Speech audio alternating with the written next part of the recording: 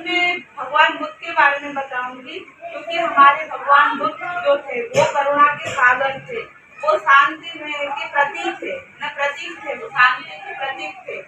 इसलिए है ना भगवान बुद्ध को कुछ जो जो इनकी अलग जो मान्यता के लोग थे, उन्हें है ना कुछ अलग समझते थे। वो ये समझते थे कि क्या बुद्ध क्या जादूगर थे, क्या बुद्ध कोई चमत्कारी थे। तो ऐसा कुछ नहीं था हमारे भगवान बुद्ध। लेकिन आखिर ऐसे क्या था तो हमारे भगवान बुद्ध के पास, चाहे वो राजा हो, चाहे वो ब्राह्मण क्यों ना हो, चाहे वो सम्राट अशोक क्यों ना हो, ये सब लोग हमारे भगवान बुद्ध के पास खींचे चले गए थे, है ना। तो ऐसी क्या वजह थी, है ना। तो सुनो, क्या बुद्ध मायावी थे, क्या बुद्ध जादूगर थे, चमत्कारी थे। दूसरी मान्यता के लोग तो उनको यही समझते हैं।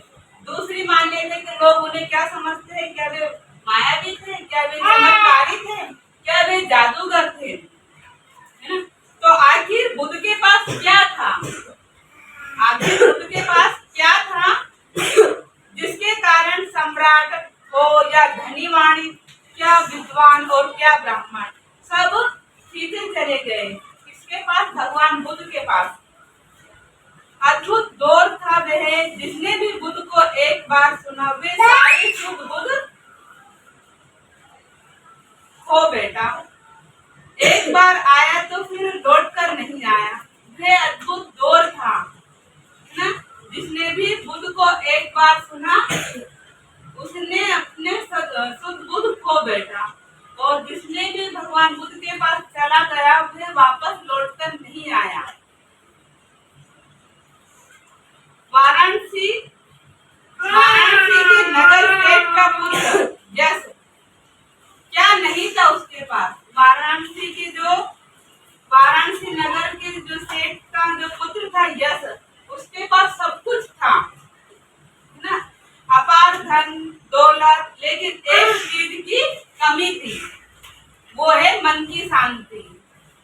वाराणसी नगर के जो सेठ के जो पुत्र था यश, उनके पास सब कुछ था, लेकिन एक चीज नहीं थी, वो है शांति की कमी थी, मन की शांति। मन की शांति की कमी थी, वह उसे बुद्ध के पास मिली। मन की शांति की कमी थी तो वे शांति किसके पास मिली, भगवान बुद्ध के पास मिली।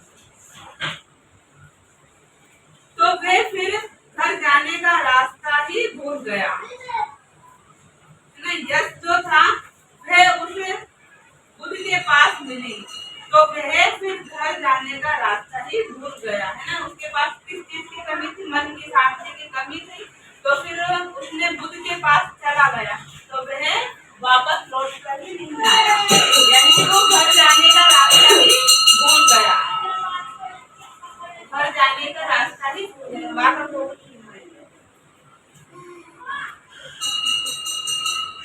अरुवेला के आचार्य कश्यप बंधुओं का बड़ा नाम था। अरुवेला के जो आचार्य कश्यप बंधुओं का बहुत बड़ा नाम था। हजारों शिष्य थे,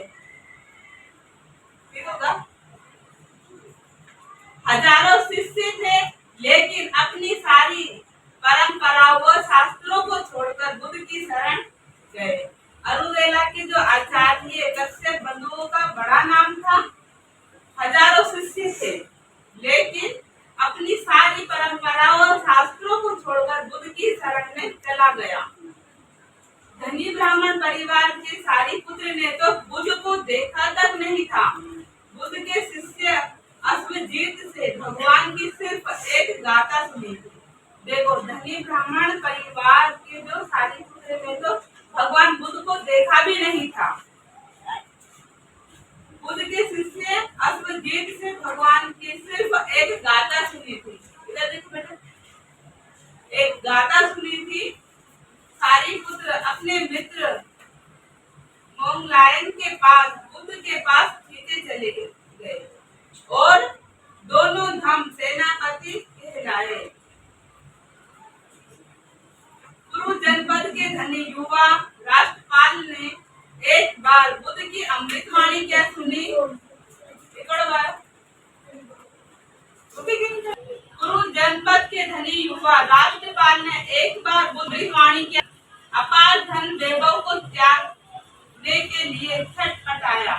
यानी कि जो राष्ट्रपाल ने एक बार भगवान बुद्ध की अमृत वाणी की सुनी, उन्होंने जो अपार धन दौलत था उनके पास, वो सब कुछ त्यागने के लिए, यानी कि सब कुछ त्यागने के लिए छटपटाया और भिक्षु बनने के लिए 7 दिन तक कड़ी धूप में सत्याग्रह किया। आखिर बुद्ध धर्म और संघ की शरण जाकर ही चैन मिली। 1000 हत्याएं करने वाला डाकू अंगुलीमाल बुद्ध के एक शब्द पर क्यों जाग उठा, अखंड फेंक कर क्यों शरणागत हुआ। वह एक ऐसा डाकू था जो हजारों लोगों की उसने हत्या की, लेकिन भगवान बुद्ध के कहने पर उन्होंने ये सब कुछ छोड़ दिया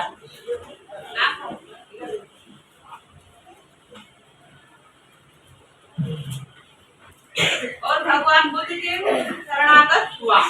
जैसे आकाश में चंद्रमा की शीतल रोशनी के चारों ओर चमकते हैं, वैसे ही बुद्धत्व प्राप्ति के कुछ ही साल में बुद्ध के चारों ओर हजारों विद्वान अनमोल भिक्षु संघ में आ गए। उनमें अधिकतर ऐसे थे जिनके पास सब कुछ था, लेकिन बुद्ध के पास क्या था? बुद्ध के पास था सत्य। जो भी हमारे भगवान बुद्ध के पास आए थे उनके पास सब कुछ था, है ना?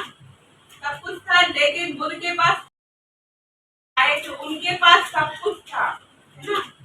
सब कुछ था, लेकिन बुद्ध के पास क्या था? तो बुद्ध के पास था सत्य। क्या था? सत्य।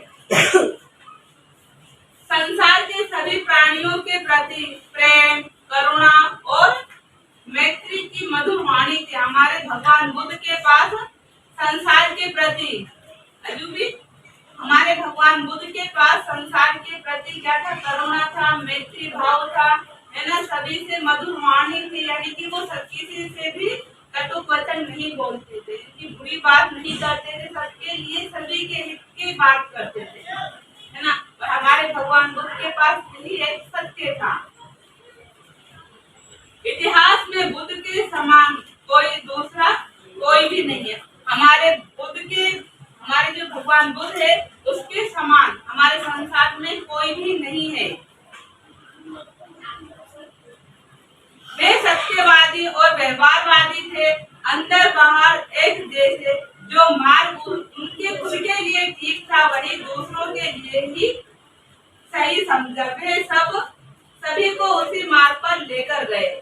हमारे भगवान बुद्ध वो ये समझते थे मेरे लिए जो रास्ता ठीक है वही वो रास्ता सभी के लिए ठीक है, इसलिए उन्होंने जो रास्ता अपनाया और उसी रास्ते में उन्होंने सभी को अपने साथ ले चले।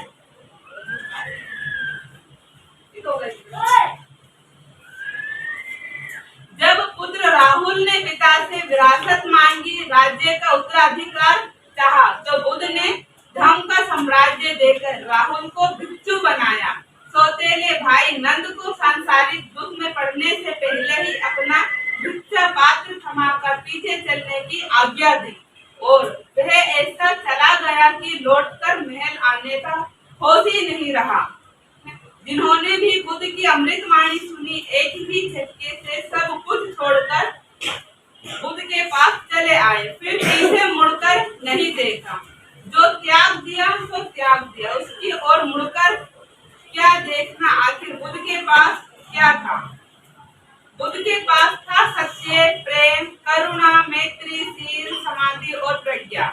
यही उनका बताया हुआ धर्म मार्ग है, मुक्ति का मार्ग है, यही सुख शांति का जीवन है। सुख शांति के जीवन का मार्ग है, सबका मंगल हो, सभी प्राणी सुख हो। हमारे भगवान बुद्ध के पास ऐसा क्या था जो सभी लोग उनके पास खींचे चले आए? जो एक राजा सम्राट था वो भी भगवान बुद्ध की शरण में चले गए, है ना? ब्राह्मणवादी के जो एक व्यक्ति था वो भी हमारे भगवान बुद्ध के पास चला गया, है ना? और ऐसे इसी प्रकार से बहुत से लोग उनके पास अपार धन दौलत थी, लेकिन वो सब कुछ त्याग कर हमारे भगवान बुद्ध के पास चले गए, क्योंकि हमारे भगवान बुद्ध के पास क्या था? सत्य था। हमारे